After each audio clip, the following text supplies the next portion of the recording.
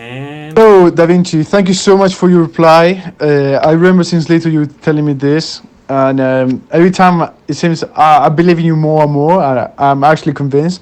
However, if you don't mind, I have a few questions because I'm quite into this, right? So, my question is that what metrics are you using to determine that the Bitcoin prices will go up? Since when you say the Bitcoin price is going to go up, you mean the Bitcoin cryptocurrency itself or the cryptocurrency market? And if it's just the cryptocurrency itself, hey, how can the Bitcoin compete against other cryptocurrencies like the one from the bank, like Dash, that transactions take only 10 seconds or even less? And other, or just the black market cryptocurrencies like Monero and Zcash that are more anonymous than Bitcoin. How can you be sure that Bitcoin will prevail against these new cryptocurrencies in the future? those are excellent questions. And you know what? I have to answer this because it's very important, right? Uh, Basically, one, right? You have to understand how a protocol, what a protocol is. A protocol is not like your car. It's not like an airplane, right? That somebody could. Oh, look at that! I like that idea. I'm going to copy it and build my own airplane that's better than yours, or build my own car. No, and protocol is like having a car that you buy in like a K car in your driveway, and then all of a sudden a bunch of developers come in and turn it into a Lamborghini for you for free. Yeah, you're not going to get that with a car, right? That's how a protocol works. People augment it over time, and it then eventually solidifies and becomes a product that everybody's using, and every kind of system, embedded systems, right? That no one's going to want to change, and that's how Bitcoin is slowly becoming. Also, a lot of people complain about the speed about Bitcoin and the basically the speed, but it balances itself out, but based on hey, you know what, security and speed.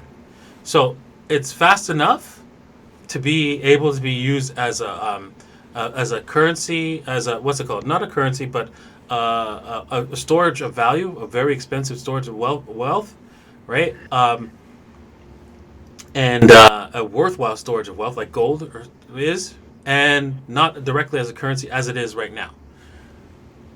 But that's good enough. Why? Because people who have the majority of the wealth, right, they can still use that. And yeah, maybe you can't use that as it is right now, but they can, right? And so it will. Those are the people that really matter. And what do they want? So if they're the people who really matter, right? People who have the majority of wealth, what do they want? They want security. They want to make sure that this thing is not going to break, ever. And the fact that Bitcoin has more time, right, cooking in the oven, right, more time to make sure that there's no flaws. It's been out in the wild a lot longer than Dash, a lot longer than Monero, a lot longer than Zcash, right? Means that it's already been battle tested and was ready. You don't know if there's going to be a flaw in Zcash. You don't know if there's going to be a flaw in Monero. You don't know if there's going to be a flaw in Dash, right? So they can't risk going to those assets with large sums of their money, not knowing for sure that there is no flaws, right? Yes, Bitcoin has had few flaws in the past, right, that have been patched. But we know that this is a possibility for other cryptocurrencies, such as Beam and what's it called? Mimble. What's the other Mimble coin? I forgot the name. But anyways, it's those coins have been have a flaw in them too. You don't want to put your cash in that. And now that they've put their wealth in it, they're going to actually all these wealthy people that put their wealth into this asset. They're going to want to have other people like yourself, the average person, transacting it with them.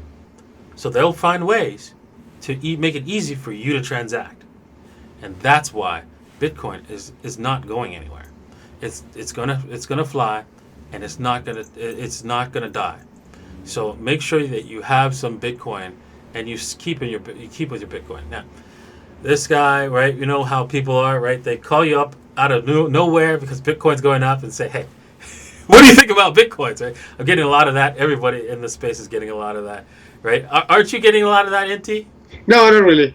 No, I'm surprised. I'm surprised none of your friends are asking. I guess that we have to wait until the bubble really gets to the absolute top. Then they'll be calling you. Dude, my friends are living in the era where Bitcoin was used to transact in the deep web. That's why they think it's used for today.